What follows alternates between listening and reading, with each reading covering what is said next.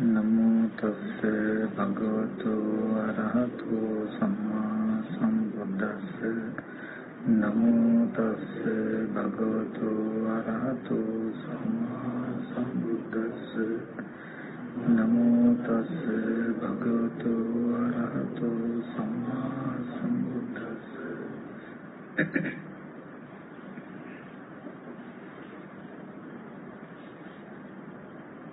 කෙටියෙන් ධර්ම කරුණු ටිකක් මතක් කරනම් මතක් කළා දවල් කියලා දුන්නා වගේ භාවනා කරන්න ඕන. ඊට පස්සේ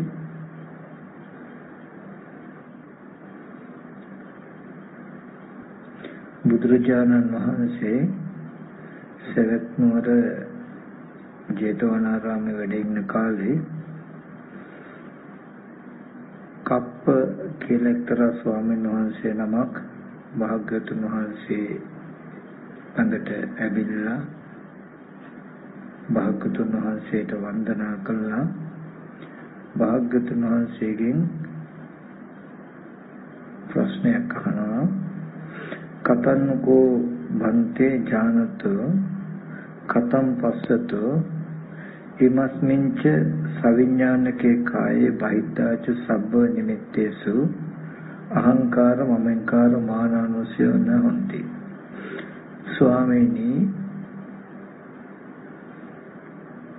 කෙසේ දන්න කෙසේ දකින කෙනාටද මේ සවිඥානික කයේ බාහිර සියලු නිමිති වලත් අහංකාර මමෙන්කාර මම මගේ කියන මානානුසය නැති වෙන්නේ කියලා ප්‍රශ්නයක් අහනවා. ස්වාමීනි, භාග්‍යවතුන් වහන්සේ මේ සවිඥානික කයේ බාහිර සියලු නිමිති වලත් මම මගේ කියලා මානානුසය නැති වෙන්නේ කුමක් දන්න කුමක් දකින කෙනාටද කියලා. ඒ විලාවේදී බුදුරජාණන් වහන්සේ දේශනා කරනවා යම් කිංචි කප්ප රූපං කප්ප යම් කිසි රූපයක් තියෙනවා නම් අතීත අනාගත වර්තමාන ආධ්‍යාත්මික බාහිර ඖදාරික සුකුම රළු සිවුම් හීන ප්‍රනීත දුර ළඟ ඒ හැම රූපයක්ම මම නෙමෙයි මගේ නෙමෙයි මගේ ආත්මය නෙමෙයි කියලා දැක්ක යුතුයි. මෙන්න මේ විදිහට දන්න කෙනාට මේ විදිහට දකින කෙනාට මේ සවිඥානික කයෙත් බාහිර සියලු නිමිති වලත් මම මගේ කියන මානානුසය නැති වෙනවා ගෙවෙනවා කියලා පෙන්වනවා. ඒ වගේම රූපේ වගේම වේදනාවෙත් සංඥාව සංඛාර විඥාන කියන මේ පංච උපාදානස්කන්ධේම අතීත අනාගත වර්තමාන කියන තුන් කාලෙම ආධ්‍යාත්මික බාහිර සලුසියුම් හීන ප්‍රණීත දුර ළඟ මේ හැම ස්කන්ධයක්ම මම නෙමෙයි මගේ නෙමෙයි මගේ ආත්මය නෙමෙයි කියලා දන්න කෙනාට දකින්න කෙනාට මේ සවිඥානික කයෙත් බාහිර සියලු නිමිති වලත් මම මගේ කියන මානානුසය ගෙවෙනවා. මම නෙමෙයි මගේ නෙමෙයි මගේ ආත්මය නෙමෙයි. නේතං මම නේසෝ හමස්මින් නේසෝ අත්තාති. මගේ නෙවෙයි මම නෙවෙයි මගේ ආත්මය නෙවෙයි කියලා දකින්න ඕනේ. නේතං මම කියලා කියන්නේ පාලියේ මම කියලා කියන්නේ සිංහලෙන් මගේ කියන අදහසට. මගේ කියලා කියනකොට තණ්හාව. නේසෝ හමස්මින් කියලා කියන්නේ මම කියන අර්ථය. එතකොට මානය.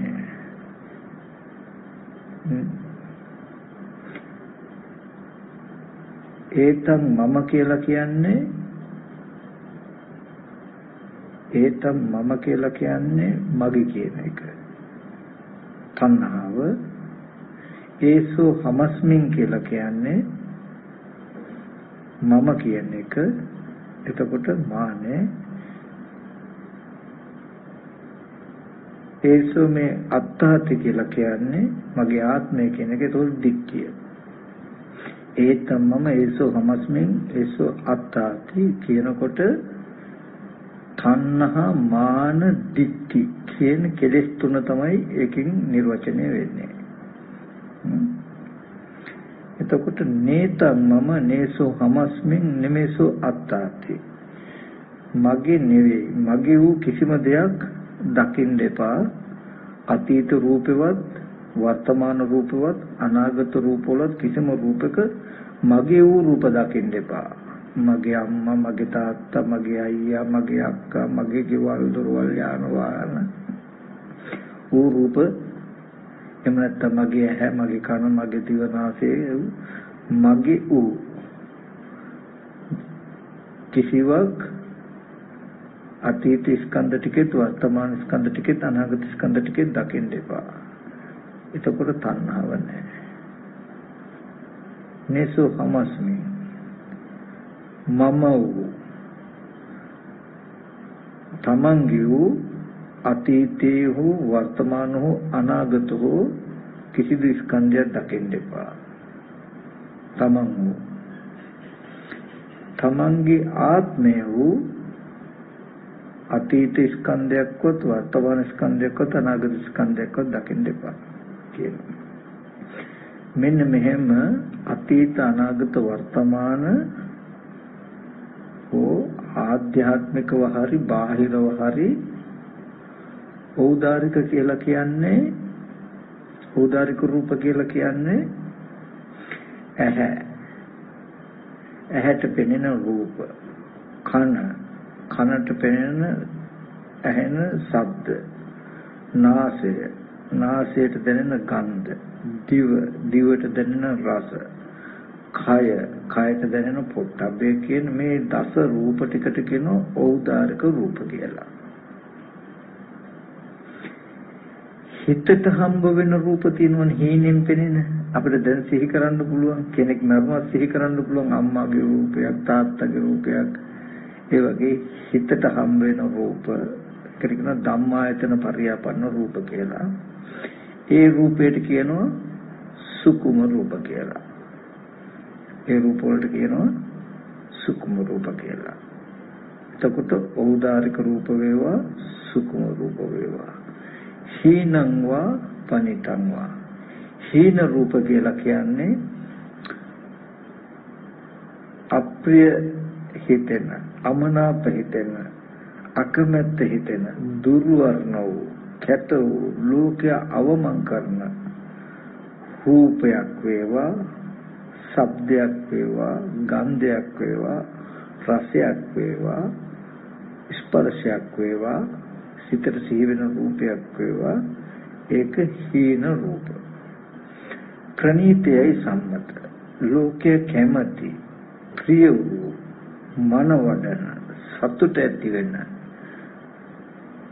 රූපයක් වේවා, ශබ්දයක් වේවා, ගන්ධයක් වේවා, රසයක් වේවා, ස්පර්ශයක් වේවා, සිතින් සිහි කරන රූපයක් වේවා, ඒවා ප්‍රණීත රූප. හීනං පනිතං යන් දුරේ සම්තිකේවා. තමන් ළඟපාත අහල පහල තියෙන රූපයක් වෙන්න පුළුවන්. එහෙම නැත්නම් බොහෝ ඈතක තියෙනවා කියලා හිතෙන රූපයක් වෙන්න පුළුවන්. මෙන්න මේ 11 පොළම හැම රූපයක්ම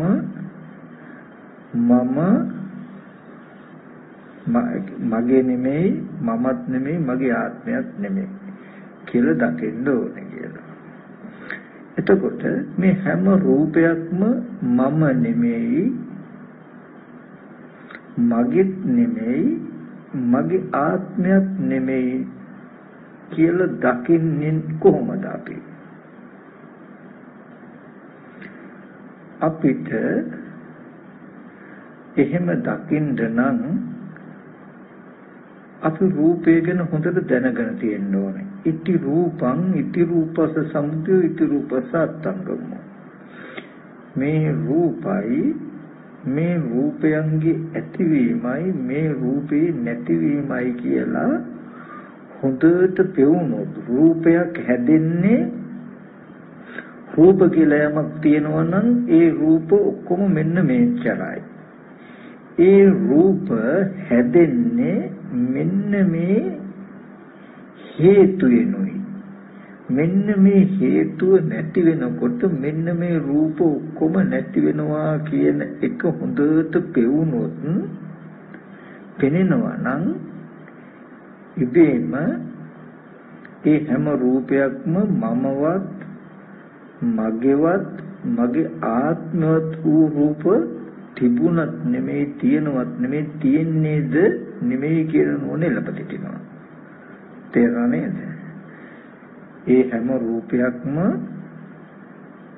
මගේ රූප, මම වූ රූප, මගේ ආත්මය වූ රූප කියලා නොදකිනවා නම්, දකින්න නැත්තම්, Tamanට එහෙම පෙනෙන්නේ නැත්තම්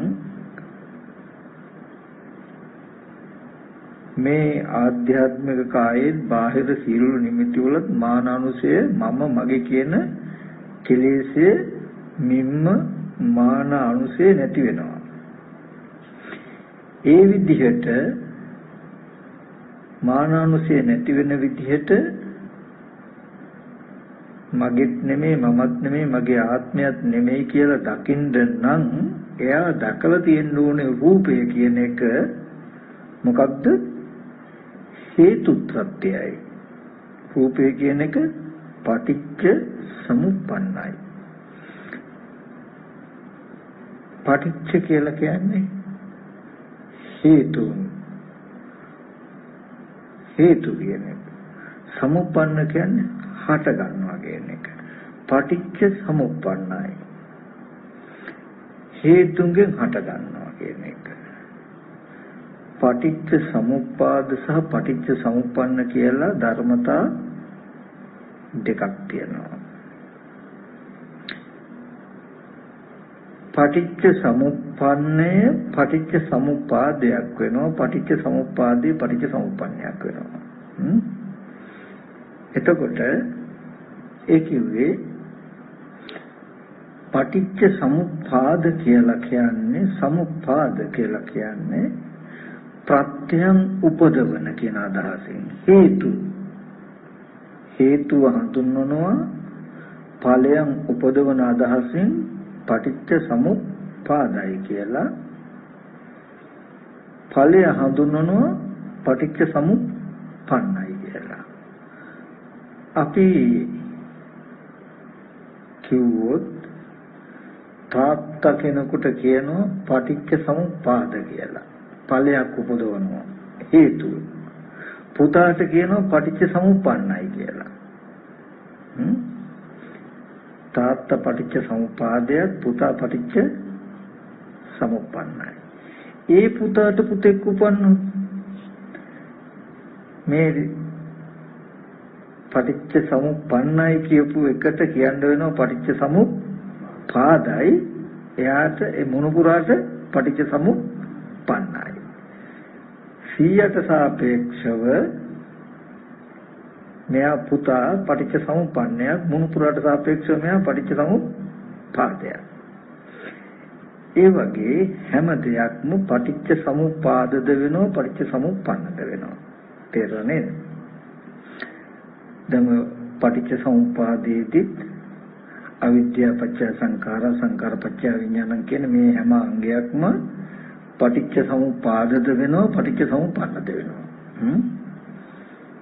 අවිද්‍යාව පටිච්ච සමුප්පාදයි, සංකාරය පටිච්ච සමුප්පන්නයි. සංකාරය පටිච්ච සමුප්පාදයි, විඥානය පටිච්ච සමුප්පන්නයි. විඥානය පටිච්ච සමුප්පාදයි, නාම රූප පටිච්ච සමුප්පන්නයි කියනවා. ඒ වගේ. එතකොට රූපය කියන එක අපිට හොඳට තේරෙන්න ඕනේ පටිච්ච සමුප්පන්න දෙයක්. මොකද්ද පටිච්ච සමුප්පාදේ? රූපේ ආහාර ප්‍රත්‍ය. ආහාරය කියන එක පටිච්ච සමුප්පාදයක් නැත්නම් ප්‍රත්‍යක්. ප්‍රත්‍ය සමුප්පන්නයි රූපය. යම් කිසි රූප කියලා යමක් තියෙනවා නම් දැන් අපි මෙච්චර කාලයක්ම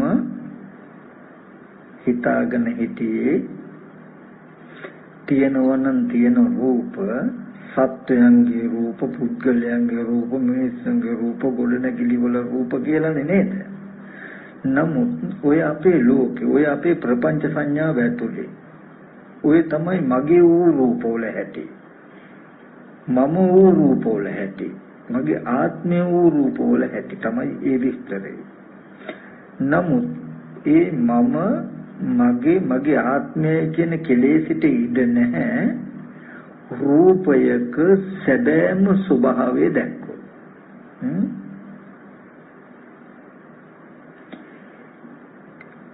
යම් කිසි අතීත අනාගත වර්තමාන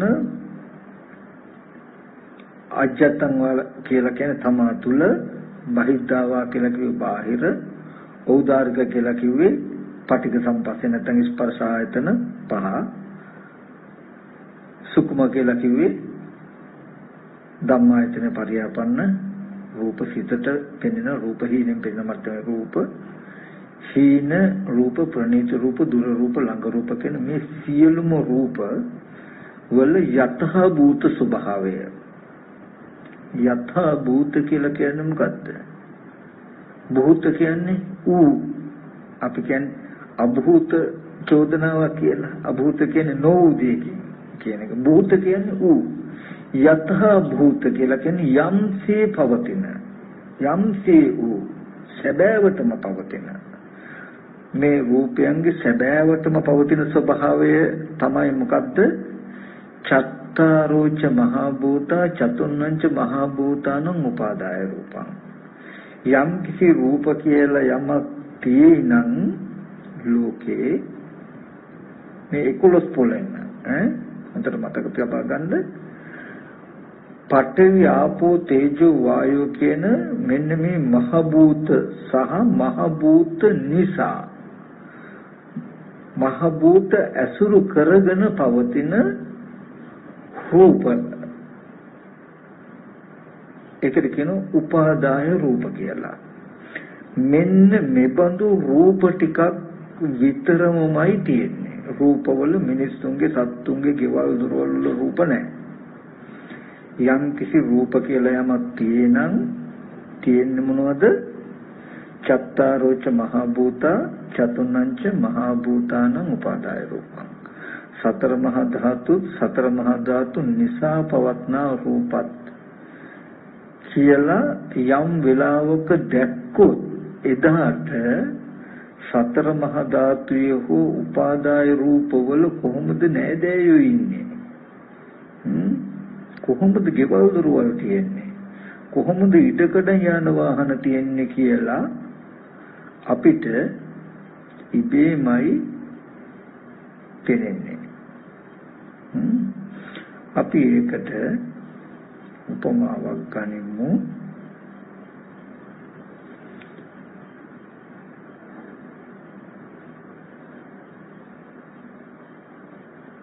අපි කියමු ගඩොල්, වැලි, සිමෙන්ති ටිකක් අරගෙන අපි පිටියක් බඳිනවා.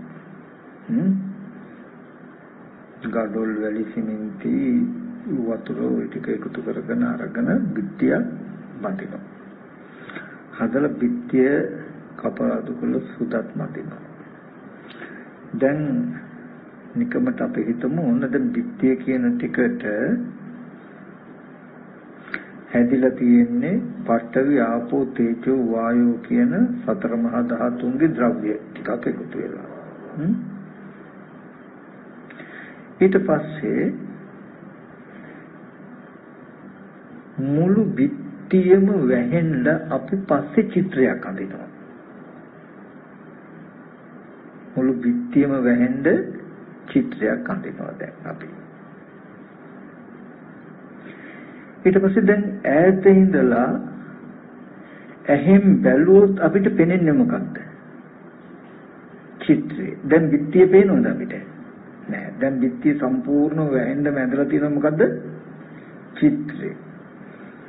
ඇහැට පෙනෙනවා චිත්‍රය.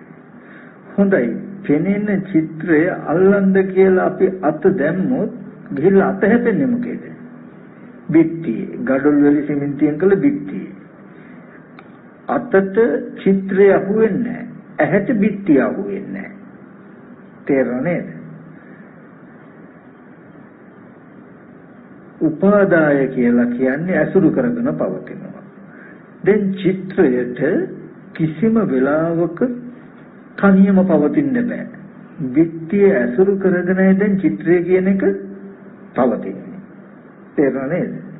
උපාදාය කියලා කියන්නේ චතුන්නංච මහා භූතානං උපාදාය රූපං සතර මහා ධාතුන් උපාදාය කරගෙන තියෙන රූපය. ඒ රූපෙන් සතර මහා ධාතුවම දැක්ක යුතුයි මිසක ඒ කියන්නේ සතර මහා ධාතුව අත නොහැර ඒ රූපේ පවතින්නේ නැහැ. පවතින්න බෑ. දැන් අපිට චිත්‍රේ නැතුව බිත්තියට තියෙන්න පුළුවන්. බිත්තියක් හෝ යම් ඒ වගේ පුවරුවක් ආධාරයක් නැතුව චිත්‍රයක් තියෙනවද? තියෙන්න පුළුවන්ද? පවතින්න පුළුවන්ද? බෑ. එතකොට චිත්‍රයට කියනවා උපාදාය රූපයක් කියලා. අපි නිකම්ද කිව්වොත් මෙතන බිත්තිය උපාදාය කරගෙන මේ චිත්‍රය පවතින්නේ. බිත්තිය උපාදාය කරගෙනයි චිත්‍රය පවතින්නේ. කිසිම වෙලාවක බිත්තිය එතන තියෙද්දි චිත්‍රය විතරක් ගන්න බෑ. අපිට චිත්‍රය ගන්න නම් ගන්න වෙනවා මොකද්ද එහෙමනම්? බිත්තියත් එක්ක මේක අසුරු කරගෙන පවතින මහ භූත ටිකත් එක්කම. ඇස් ඉදිරි පිටට ආපු හැම රූපයක්ම උපාදාය රූපමයි. ඒ හැම රූපයක්ම මහ භූත ටික බදාගෙනම තිබුණා මිසක මහ භූතයන්ගෙන් වෙන්ව රූප තිබුණේ නැහැ. අපි ওই උපාදාය රූපෙට තව මිම්මක් ගත්තොත්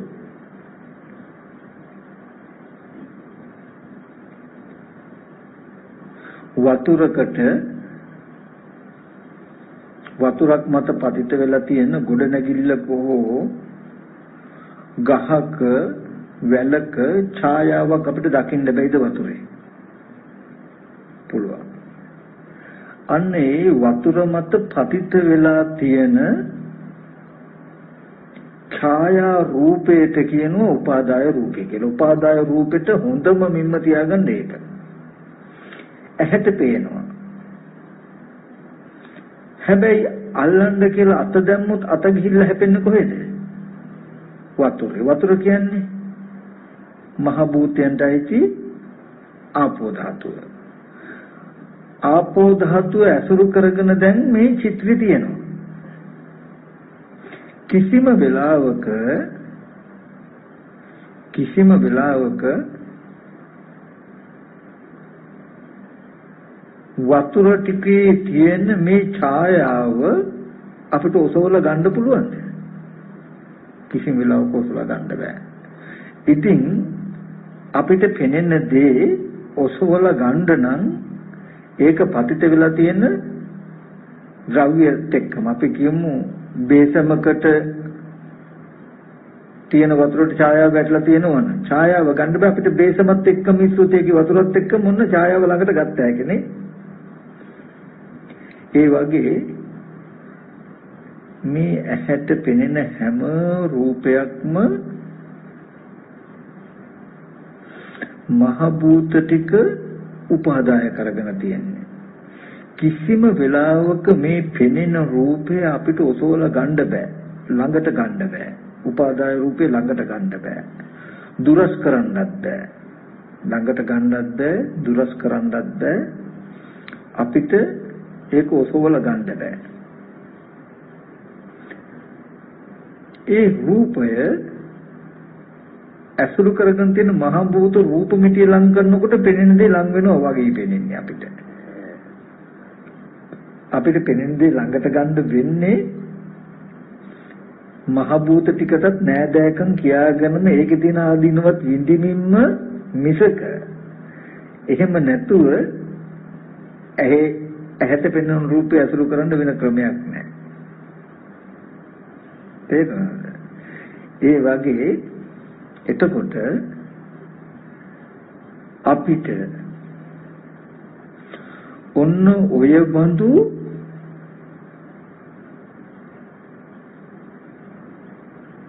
රූපයක්මයි අර වතුරට පතිත වෙච්ච ඡායාව බඳු බිත්තිය අසුරු කරගෙන පවතින චිත්‍රයේ බඳු රූපමයි ඇස් ඉදිරි පිටට ආවේ. ඒ රූප මහ භූත ටික ඇසුරු කරගෙන පවතින චිත්‍ර මාත්‍රයක්, රූප මාත්‍රයක් කියලා අපි කවදාවත් ඉගෙනගෙන නැහැ, උගන්වලා නැහැ, දන්නේ නැහැ. අපි හිතාගෙන ඉන්නේ මේ පෙනෙන රූපයම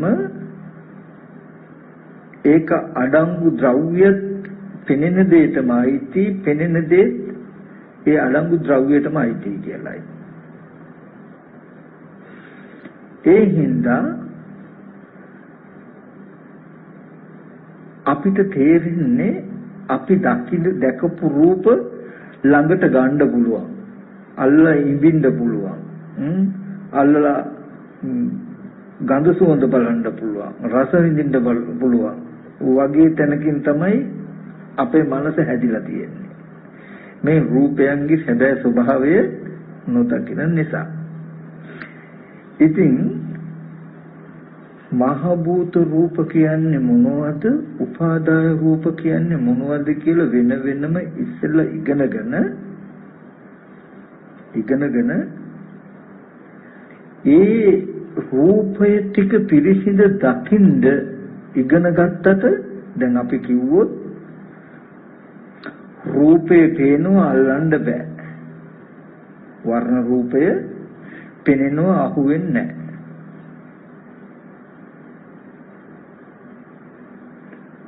නැහැ. කයට ගැටෙන දේ ගැටෙනවා පේන්නේ කියලා කිව්වොත් අපිට පිළිගන්න බෑ. පිළිගන්නේ අපි. ඇයි මේ පේන්නේ ගැල්ුවේ නැද්ද කියලා වගේ තැනකින් තමයි හිතෙන්නේ අපිට. නේද? අපේ ප්‍රපංච මනස හැදිලා තියෙන්නේ පේන දේ අල්ලන්න පුළුවනි, අල්ලන දේ පේනවා වගේ. ඒ අපි රූපයේ සැබෑ ස්වභාවය නොදන්නාකම නොදකින්නකම නිසා. බිත්තියේ අඳපු චිත්‍රේ පේනවා, අල්ලන්න බෑ. බිත්තිය අල්ලන්න පුළුවන්, පේන්නේ නැහැ. ඒ වගේ යම් වෙලාවක මේ රූප ටික ඔය මම එක උපමාවක් විතරයි ඇහැට පෙනෙන තැනකින් කිව්වේ. නමුත් ඔය වගේ කන කියලා කියන්නේ, ශබ්දය කියලා කියන්නේ, නාසය කියලා කියන්නේ, ගන්ධය කියලා කියන්නේ, දිව කියලා කියන්නේ, රස කියලා කියන්නේ, කය කියලා කියන්නේ උපාදාය රූපමයි. කයට ස්පර්ශ වෙන පොට්ටබ්බ ධාතුව විතරයි මහ භූත. පොට්ටබ්බ ධාතුව කයට ගැටෙන වස්තු උපාදාය නෙමෙයි මහ භූතමයි. ඇල්ලුවොත් හැපෙන්නේ බිත්තිය. අත දැම්මොත් හැපෙන්නේ වතුරේ. කෙලින්ම මහ භූත ටිකම. කායට ගැටෙන්නේ පොට්ටබ්බේ. හිතට සිහි කරන්න පුළුවන් රූපේ උපාදායයි. ඔන්න ඔය මහ භූත සහ උපාදාය කියන ටික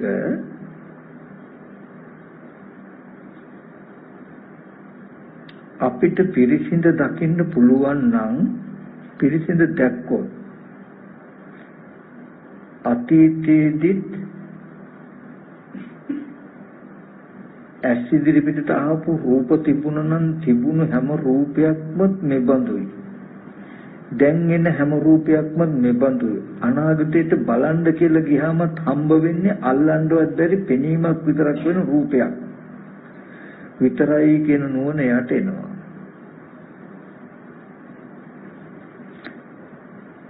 ආධ්‍යාත්මික තමන් කියන පැත්තේ වේවා බාහිර වේවා යම් කිසි රූපයක් තියෙනවා නම් ඒ හැම රූපයක්ම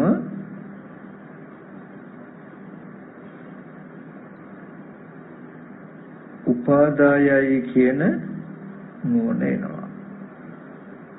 කයට ගැටෙන පොට්ටබ්බ ධාතුව විතරමයි මහ භූත නියෝජනය වෙන්නේ. රූප ගුඩවල් වශයෙන් ආයතන වශයෙන් ගැහුවොත් 11ක් තියෙනවා. රූපේ නියෝජනය වෙනවා ආයතන වශයෙන් 11ක.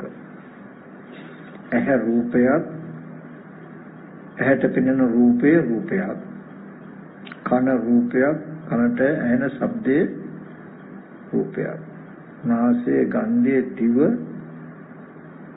රස කය පොට්ටබ්බේ හිතට දැනෙන ධම්ම රූප කියලා රූපය නියෝජනය වෙන 11 පොලක. ඔන්න ඔය රූප ටික පිරිසිඳ දැක්කොත්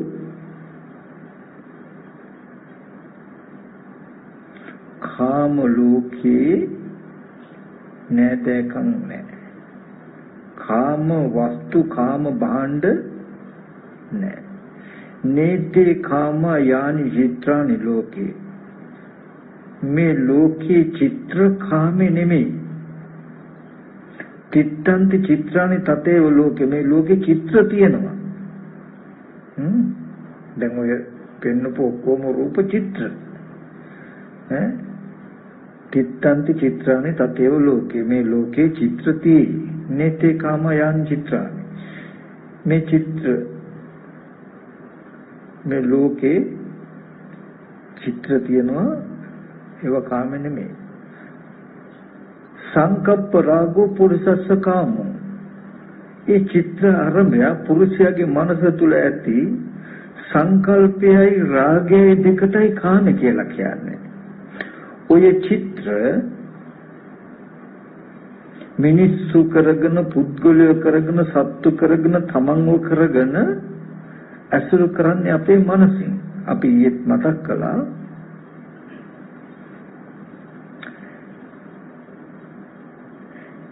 චිත්‍රපටයක හෝ ටීවී එකක පෙනෙන චිත්‍ර ඔක්කොම චිත්‍රපටයක් නේ. චිත්‍ර වලින් හැදිච්ච පටියක්. හරිද? චිත්‍රපටයක් ඒකේ. නමුත් නේතේ කාම යන චිත්‍රයන් ලෝකේ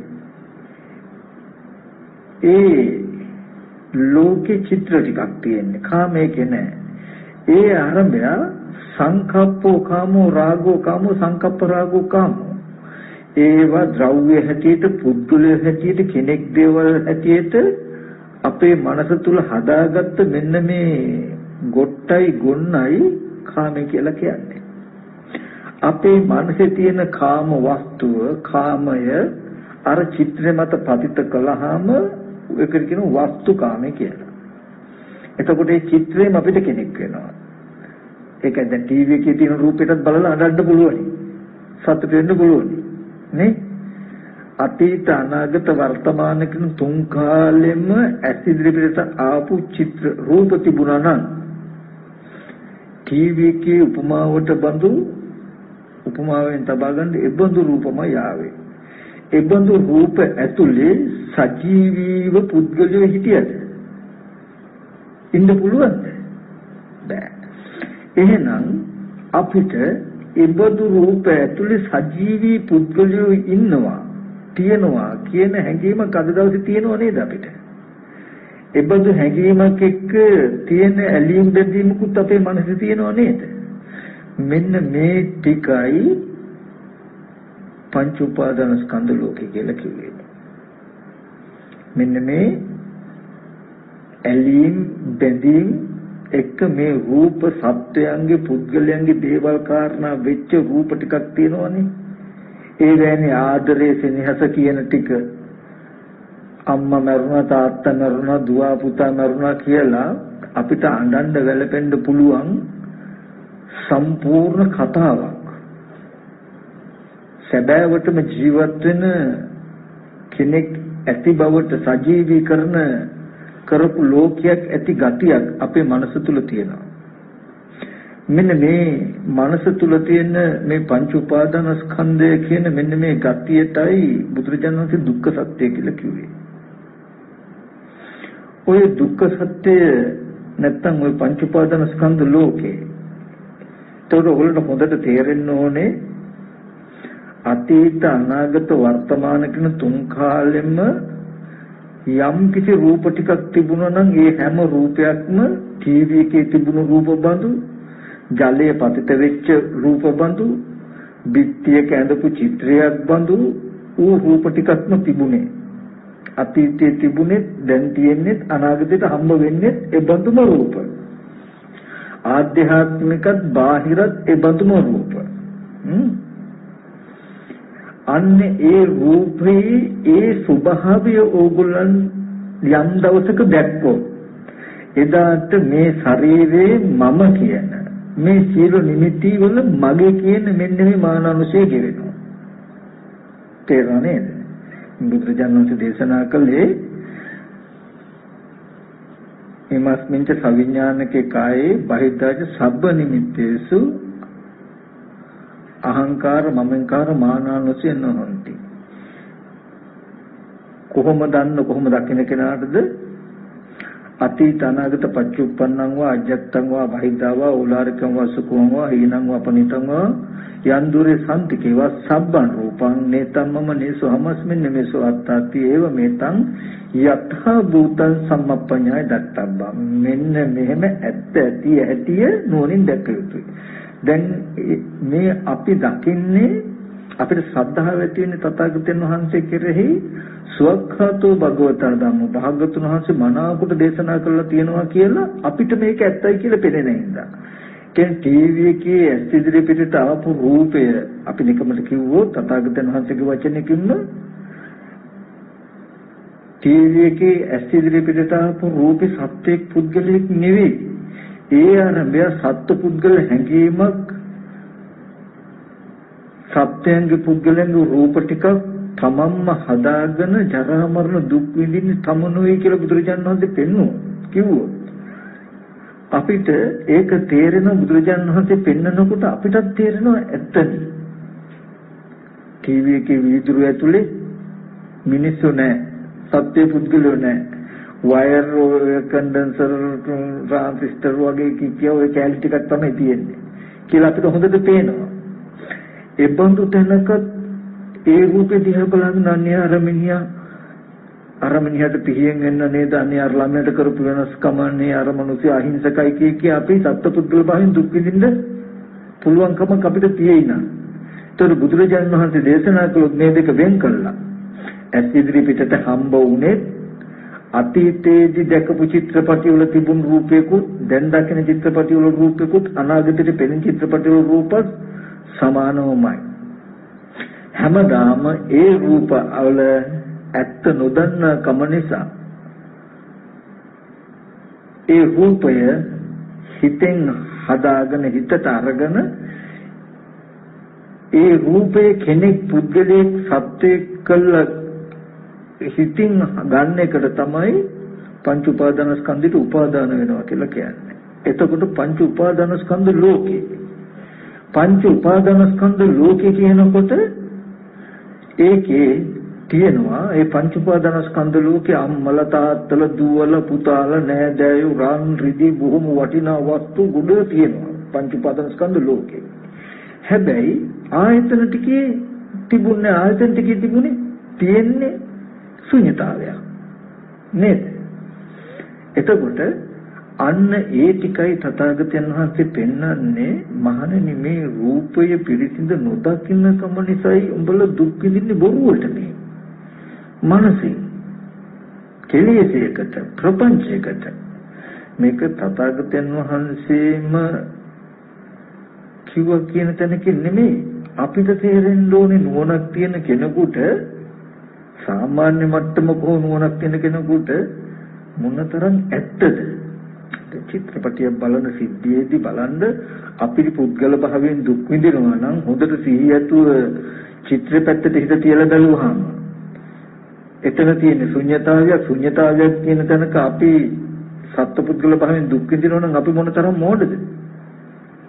ඒ වගේම එහෙනම් අතීතයේදී ඇස් ඉදිරියට ආපු හැම රූපම උපන්තුම ශුන්‍යතාවයකින් නම් අපි අනේ අම්මට කොහොමද දන්නේ තාත්තට කොහොමද දන්නේ අයියා අක්කට කොහොමද දන්නේ නැත්තම් මගේ ගෙදර දැන් මොකක් වෙලාද දන්නේ කියලා හිතනකොට හිතන්න ටීවී එක දිහා බලාගෙන ඒකේ රූපෙට අඬන මිනිස්සයයි අපි මෙහෙම හිත දුක් වෙන සතුට වෙන අඬන අපේ මනසයි අතර වෙනසක් නැහැ.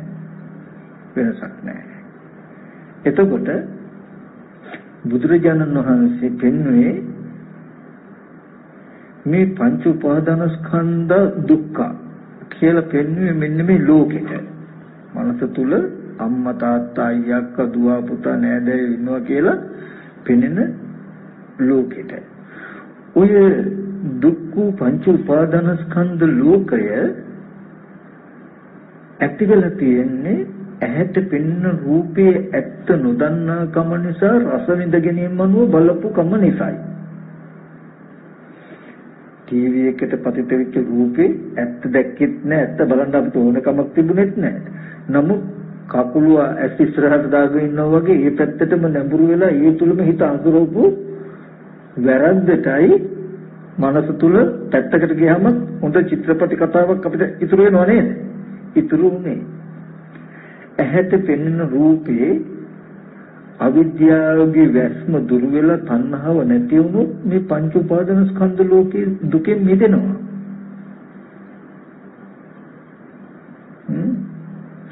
අතීතයේදී මට නොවුනේ නම් දැන් මට නොවේ නම් අනාගතයේදී මට නොවන්නේ නම් මොනතරම් සැහැල්ලුවක් තියෙද මමද නොහිටියනම් දැනුත් මම නොවේ නම් අනාගතයටත් මම නොවන්නේ නම් මගේ වූ දෙයක්වත් නැත්තම් තිබුණෙත් නැත්තම් තියෙනවත් නෙමෙයි නම් තියෙන්නේද නැත්තම් මට දුක් විඳින්න ශේත්‍රයක් නැහැ.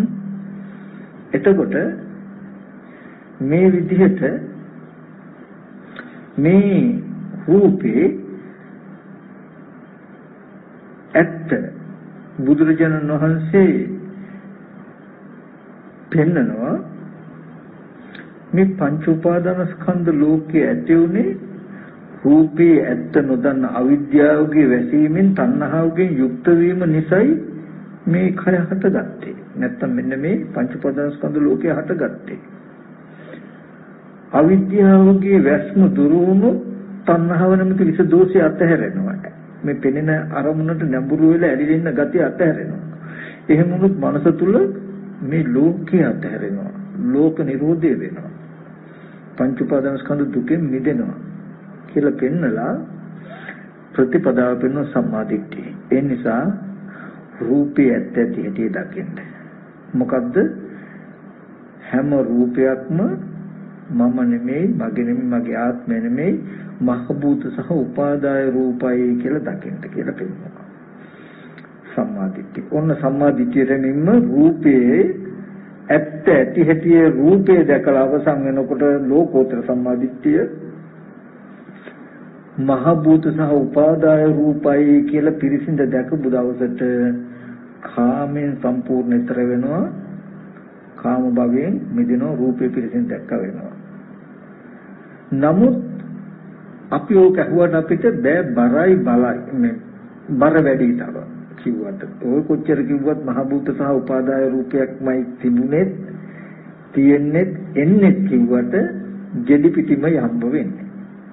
ඒ නිසා රූපය පිරිසිඳ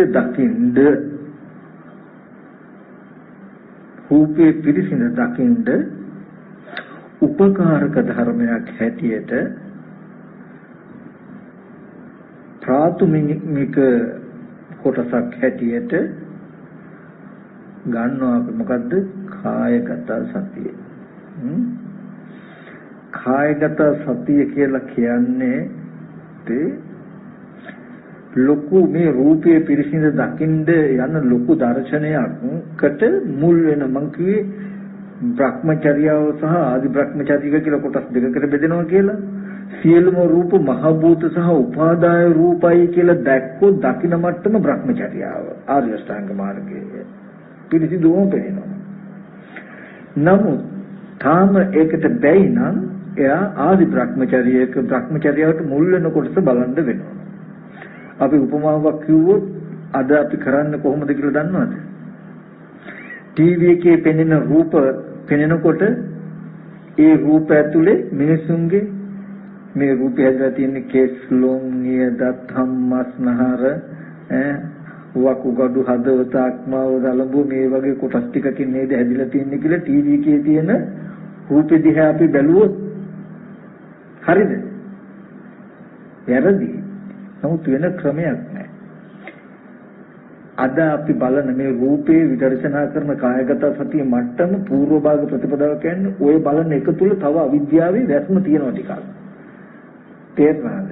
පිළිසිදුම තාම අපි රූපේ දකින්නේ නැහැ. දැන් ඇත්තටම ටීවී එකේ පෙනෙන රූපය ඇතුලේ කුණප කොටස බලන්න යමක් තියෙනවද? මේ වර්ණ සටහනක් කියන දැක්ම විතරම ඉතුරු වෙන්න ඕනේ නේ. ඒ වගේ මේ රූපේ තාම අවිද්‍යාව ඇතුලේ අපි හුරු වෙනවා. මේ අවිද්‍යාව එච්චරට බරයි, එච්චරට බලයි. ඒක අඩු කරගෙන රූපේ ඇත්ත පෙනෙන මට්ටමට ගණ්ඩායි මේ කායගත සතිය තියෙන. ඒකට පූර්ව භාග ප්‍රතිපදාව කියලා කියන්නේ. මේකට පූර්ව භාග ප්‍රතිපදාව කියලා කියන්නේ. මොකද මේ ටීවී එකේ පෙනෙන රූප වගේම රූප ටිකක් මේ තියෙන්නේ. වර්ණ සතහනක් මහ භූත ටික ඇතුළු කරගෙන පවතින වර්ණ සතහනක් කියන නුවණ එළඹ සිටියොත් පුද්ගලයේ කෙනෙක් හැටියට මේ පැත්තට අපි හිතින් කිංකිරින් කරන්නෙම නැහැ. නමුත් ඒ දැක්ම ගන්න අපිට තාම බෑ. තාම අපි දක්ෂ නැහැ. අනුපුබ්බ කිරියා අනුපුබ්බ සික්ඛා අනුපුබ්බ ප්‍රතිපදා. ඒ වගේ මේ ප්‍රතිපදාව අනුපූර්ව ක්‍රියාවක් අනුපූර්වයෙන් හික්මන්නේ අනුපූර්වයෙන් තමයි නැඹුරු වෙලා තියෙන්නේ. ටිකෙන් ටික තමයි කෙලස් ගෙවෙන්නේ. ඒ නිසා මෙන්න මෙබඳු දර්ශනයක් දැකලා රූපේ පිරිසිඳ දැකපු දවසටයි පංච උපාදාන ස්කන්ධ දුකෙන් මිදෙන්නේ. මරණයෙන් පස්සේ නෙමෙයි. එයා දන්නවා රූපේ පිරිසිඳ නොදකින තාක් තණ්හාව නැති වෙන්නේ. තණ්හාව නැති නොවන තාක් පංච උපාදාන ස්කන්ධ ලෝකේ පවතිනවා.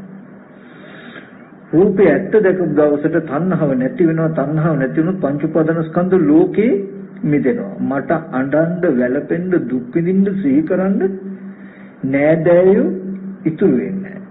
මට නැති වෙන්න, විනාශ වෙන්න වටිනා ද්‍රව්‍ය ඉතුරු වෙන්නේ නැහැ. ද්‍රව්‍ය වටිනා ද්‍රව්‍ය දිනව මම තණ්හා නොකර ඉන්නව නෙමෙයි. එහෙම ද්‍රව්‍යම නැහැ. තණ්හා කරන්න තමුණුත් නැහැ. දැන් අපිට බොහෝ වෙලාවට හිතෙන්නේ වස්තු තියේ තණ්හා නොකර ඉන්න ඕනේ කියලානේ නේද? නමුත් චිත්‍රයක් ඇතුලේ වටිනා වස්තු තියෙනවද? නැහැ. එහෙනම් ඇස් ඉදිරි පිටට ඇහෙන් දැකපු යම් රූප තිබුණා නම් හැම රූපයක්ම සමානමයි චිත්‍රවලට. එහෙනම් වස්තු දැකලා තියෙනවද අපි? මිනිස්සු දැකලා තියෙනවද? නැහැ. නමුත් ප්‍රපංච මනසට අවිද්‍යාවෙන් වැසුණු මනසකට අපිට වටිනා වස්තු පුද්ගලයෝ ඉන්නවා තිබුණා තියනවා කියන තැනකින් තමයි පේන්නේ. ඒක තමයි ලෝකේ. ඒ හින්දා මේ ගනුදෙනුව තියෙන්නේ. ඒ හිඳයි ගහ ගන්නවා, මරා ගන්නවා, කපා ගන්නවා, කොටා ගන්නවා, රත්තරන් හොරකම් කරනවා, මුදල් හොරකම් කරනවා, රිදී හොරකම් කරනවා කිය මේ සතර මහා ධාතුවට පොරකන්නේ. සතර මහා ධාතුවේ මේ පොරකන්නේ ඔක්කොම Tamange මනසේ තියෙන මේ තණ්හා නැමැති ඡායාවට රැවටිලා. අන්න ඒ ටික ගෙවා ගන්නයි රූපයත් දකින්නේ. රූපයත් බලන තැනට දක්ෂය කරගන්නයි කායගත සතිය වඩන්නේ. මේක කෙනාටම මිසක කරන්න දෙන්නේ මේකේ වැරද්ද හදාගත්තේ තම තමන්ම නම් තමන්ගේම ඇස් ඉදිරිපිටට ආපු අනාත්ම රූපේ ඇත්ත නොදන්නා කම නිසා තමන්ම නම් ලෝකේ හදාගත්තේ මේක ලෙහා ගන්න වෙන්නේ තමන්ටම. ඉතින් බුදුරජාණන් වහන්සේ කල්යාණ මිත්‍රයෙක් කියලා සත්පුරුෂයෙක් කියලා අපිට පෙන්වුවා මේ නිස්කාරණේ බොරුවකට කියන්නේ තියෙන දුකකට දුක් විඳට කමක් නැහැ. ඇත්තටම කෙනෙක් ඉන්නවනම් ඉන්න කෙනා ලෙඩ වෙච්ච මහලු වෙච්ච මැරිච්ච නිසා දුකක් විඳනනම් ඒත් කමන්නේ තව. නැති තැනක ප්‍රපංච ටිකකින් දුක් විඳින එකයි තණ්හාව නිසා මේ දුක එන්නේ. කෙලෙස් ටික නිසා විඳින මේ දුකක් තියෙන්නේ. තණ්හාව නැතිවෙත් මේ දුක නැති වෙනවා කියලා පෙන්නලා ඒ කෙලෙස් ටික නැති වෙන්නේ ඒ තණ්හාව නැතින සම්මාදිට්ඨිය මෙන්න මේ ඇත්ත දකින්න කියලා පෙන්වනවා. එතකොට රූපය ඇත්ත වේදනාවට තියෙන අපි රූපය ගැන විතරක් කතා කරන්නේ මේ කායගත සතියට ඉඳ හදාගන්න මේ හැම වාරයකටම මම මතක් කරන්නේ මොන හරි දෙයක් අපි කරද්දි කරන්නේ ඇයි කියන දැනුම අවබෝධය අවශ්‍යමයි. අපි මේ කායගත සතිය වඩන්නේ මේ තරම් උත්සාහවත් විය යුත්තේ, මේ තරම් වීර්යවත් විය යුත්තේ, මේ තරම් ධෛර්යය දැම්ම යෙදිය යුත්තේ මොකක් නිසාද කියන අර්ථය අපිට තේරලා තියෙන්න ඕනේ. නිෂ්පල එකක් බලාගෙන නෙමෙයි. මෙහෙම යනකොට නිවන් දකි කියන එකකින් නෙමෙයි. කායගත සතිය වඩන්නේ මොකටද? හොඳට තේරෙනවා, හොඳට දන්නවා මේ විදිහට කය කෙරෙහි හිත යොමු කරගෙන කයේ ඇත්ත බලන්න අවිද්‍යාවේ රළු මට්ටම ගෙවෙනවා. තණ්හාවේ රළු මට්ටම ගෙවෙනවා. අවිද්‍යාවේ රළු මට්ටම තණ්හාවේ රළු මට්ටම ගෙවෙනකොට හැම රූපයක්ම මහ භූතයි උපාදාය රූපයි කියන එක පෙනෙනවා. ඒ කියන්නේ ඕගොල්ලන්ටම කිසිදු සැකයක් නැතුව ඇස් ඉදිරි පිටතම හිතලා නෙමෙයි මෙනෙහි කිරීමකින් තොරව පෙනෙන රූපේ චිත්‍රයක්මයි කියලා පෙවුනොත් කෙනෙක් පුද්ගලයෙක් හැටියට ගහන්න හෝ බයින්න හෝ ඒ අරබය හිතන්න කියන්න කරන්න යනවද? යන්නේ නැහැ. ප්‍රාර්ථනාවක් අවශ්‍ය නැහැ, ඇදහිීමක් අවශ්‍ය නැහැ. ඔගොල්ලෝ සතිපට්ඨානේ වැඩුවෝ මේ රූපයන්ගේ සැබෑ ස්වභාවය පේනවමයි. ඕනම එකක් කියන්න. පුළුවන් නම් සත්ව පුද්ගල භාවයේ හිතට දැනෙන්නේ නැති විදිහට ටීවී එකක රූප බලන්න. එහෙම බලන්න පුළුවන් නම් ඔයගලන්ට මේ රූප ටිකක් බැලිය හැකියි. මේ රූප වල තේ මට්ටම පේනවා. දැන් හොඳට පේනවනේ ටීවී එකේ තියෙන රූපේ කෙනෙක් නෙමෙයි කියලා. නමුත් ඒ රූපේ කෙනෙක් පුද්ගලයෙක් නෙමෙයි. කෙනෙක් පුද්ගලයෙක් හැටියට තමන්ට තේරෙන්නේ පෙනෙන්නේ නැතුව රූපේ පවතින සැබෑම ස්වභාවය මේ චිත්‍රයක් කියන එක දකින්න පුළුවන් විදිහේ මට්ටමක් හදාගෙන ටීවී එකක් ගාවට බලන්න. ඕගලන්ට බලන්න කතාවක් නැති වෙයි. චිත්‍රපටියක් නැහැ එතකොට. ඒකේ පුද්ගලය පෙනෙන්නේ නැත්තම් මේ ඇහැට පෙනෙන එකේ පෙනෙන්නේ නැහැ. මේ ඇහැට පෙනෙන එකේ පුද්ගලය පෙනෙන තාක් චිත්‍රපටියෙත් ඕගලන්ට කෙනෙක් පෙනෙනවා. එතකොට මේ කායගත සතිය වඩන්නේ කොයි තැන දක්වාද? මොකටද? රූපේ පිළිසිඳ දකින්න. ඇයි රූපේ පිළිසිඳ දකින්නේ? මොකටද රූපේ පිළිසිඳ දකින්නේ? රූපේ පිළිසිඳ නොදැකීම නිසා යම් රූපය ආරම්භය තණ්හාවක් තණ්හාව වශයෙන් හැසිරලා පංච උපාදානස්කන්ධ දුකක් හැදුනා නම් මේ රූපේ පිළිසින් දැක්කපු දවසට තණ්හාව නැති වෙලා මේ පංච උපාදානස්කන්ධ දුකෙන් මිදෙනවා කියන නුවණ තියෙනවා දන්නවා. ඒ කියන්නේ හොඳටම තේරෙනවා එයාට පෙනෙන රූප ඔක්කොම මෙහෙම පෙවුනොත් නෑදෑකම් නෑ නෑම රූපෙකම. හිතිනවද නෑදෑකම්? පංච උපාදානස්කන්ධ දුකෙන් මිදෙනවා කියන එක එයාට මේ දර්ශනෙන්ම පේනවා. ඒ කියන්නේ ටීවී එකේ පෙනෙන රූප වගේ ඔක්කොම රූප ටික පෙවුණු. අතීතයේදීත් නෑයෝ හිටියන්නේ නෙමෙයි, දැන් ඉන්නවත් නෙමෙයි, අනාගතයේදද ඉන්නේද නෑ. මමද හිටියන්නේ නෙමෙයි, ඉන්නවත් නෙමෙයි, ඉන්නේද නෑ කියන ටික එළඹ සිටිනවා. ඒ නිසා මේ ජරා මරණ දුකෙන් මිදෙන්න දරන උත්සාහය තාපෙන් ගතු අජරාමර බව. අජර කියලා කියන්නේ ජරාවක් නෑ, අමර කියලා කියන්නේ මරණයක් නෑ. ජරා මරණ තියෙන්නේ සත්ව පුද්ගල ආත්මීය වූ දේවල් වල. ජරා මරණ තියෙන්නේ රන් රිදී මුතුමැණික් ආදී වස්තු වල. ද්‍රව්‍ය කාරණා වස්තු පුද්ගලයෝ දේවල් වල තමයි ජරා මරණ තියෙන්නේ. සත්ව පුද්ගලයන්ගේ ජරා මරණ තියෙන සත්ව පුද්ගලයෝ ඉන්න නිසායි. එතකොට රූපයේ පිරිසිඳ දැකපු දවසට තණ්හාව නැහැ. අම්මට තාත්තා අයියා කනෙන්ද මාමා තමන් ගැන තියෙන තණ්හාව නැහැ. ඒ රූපේ පිරිසිඳ දැක්කම තණ්හාව නැති වුණාම මොකද වෙන්නේ? පංච උපාදානස්කන්ධ දුක නිරුද්ධ වෙනවා කියලා දන්නවා. ඒ නිසා රූපේ පිරිසිඳ දකින්නයි මේ සත්‍යපට්ඨාන කායගත සතිය වඩන්නේ කියන දැනුම එනවා. අරගෙන එක තැනක ඉඳගෙන ඉන්නකොට අපි අරදවල් මතක් කළා වගේ සති නිමිති හිත තබාගෙන සිහියෙන් ආස්වාස කරනවා, සිහියෙන් ප්‍රස්වාස කරනවා. හිත කොහාටවත් යන්න දෙන්නේ නැහැ කියලා හිත දැඩි කරගන්නවා. ඒත් දන්නේව නැ ටිකකින් හිත අහකට යනවා. ගියාම ආයෙත් මතක් කරලා ගන්නවා. අරගෙන වෙනතට වඩා හිතේ උද්‍යෝගමත්කම, වීර්යවන්තකම, හිත දැඩි කරගැනීමකට නෑ. හිත දැන් නම් යන්න දෙන්නෙම නෑ කියලා හොඳ අවදි බවක් ඇති කරගන්නවා. ඇති කරගෙන සති නිමිති හිත තියාගෙන සිහියෙන් ආස්වාස ප්‍රස්වාස කරනවා. එහෙම කළත් ඒ දැඩි බව, වීර්ය හිමින් දන්නේම නැතුව ටික ටික අඩු වෙලා ආයෙත් හිතහකට යනවා. ඊට පස්සේ ආපහු හිත දැඩි කර ගන්නවා. මේ වගේ හිත අහකට යනවා, ආයෙත් ගන්නවා. ඔහොම ඕකට තමයි අභ්‍යාස කරනවා, පුරුදු කරනවා, වඩනවා කියලා කියන්නේ. සති නිමිත්තේ හිත තබක ගමම හිත එහෙමම නතර වෙලා දුවන්නවත් නැතුව ඉන්නවනම් වඩන්න දෙයක් නැහැ.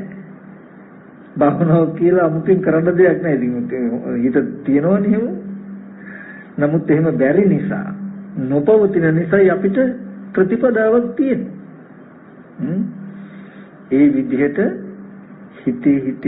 හිතේ කතා කරන මේ ගතිය ටික ටික අඩු වෙන්න සති නිමිත්ත හිත බැඳිලා ආස්වාද ප්‍රස්වාසයත් එක්ක සිහි නුවණ තියෙන ගතිය වැඩි වෙනවා. ඒ ගතිය වැඩි වෙන්න එක දේවල් හිතෙන ගතිය අඩු වෙනවා. මේ විදිහට එක තැනක ඉඳගෙන ඉන්නකොට ආනාපාන සතිය වඩනවා. ඊට පස්සේ ඊට අමතරව එතනින් නැගිටිනකොටම කය පැත්තට හිත තබාගෙන නැගිටිනවා කියන එකට දැනුම් සහිතව සිහිය ඇතුවම නැගිටිනවා. බාහිර කෙනෙක් ගැන හිතා නැගිටින්නේ නැහැ. බාහිර දෙයක් කරන්න ඕනේ කියන කමින් නැගිටින්නේ නැහැ. යමක් කරන්න ඕනේ කියන අදහස තිබුණත් අදහස ඇතුව නැගිටිනවකොට නැගිටින බව දන්නවා. දැනුම් සහිතව බාහිර දේවල් එක ගනුදෙනු කරන්නේ ආධ්‍යාත්මික පැත්තේ හිත තබාගෙනමයි. තමන් රක්ෂිත ස්ථානයක ඉඳගෙනමයි.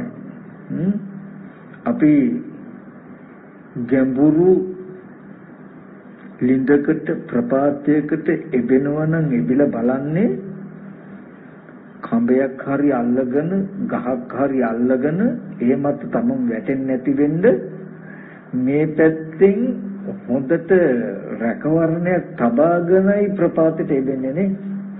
ඒ වගේ ඇහැ ප්‍රපාතයක්, රූපය ප්‍රපාතයක්, ජාති ජරා මරණ සංඛ්‍යාත ජාති ජරා මරණ සංඛ්‍යාත දුකට පමුණුවන ප්‍රපාතයක් ඇහැ. ප්‍රපාතයක් රූපය. කන ප්‍රපාතයක්, ශබ්දේ ප්‍රපාතයක්. ඔබ වැටෙන්නේ ජාති ජරා මරණ නැති වලට. ඒ නිසා ආධ්‍යාත්මික පැත්තේ හොඳට සිහිය තබා ගන්න. නුවණ තබාගෙන ඒ පැත්තට එළඹෙන්න. එහෙම වුණොත් ඔබ වැටෙන්නේ නැහැ ප්‍රපාතයට. ඒ ලෝකේ ඇත්ත වෙන්නේ නැහැ. ඒ නිසා ඉඳගෙන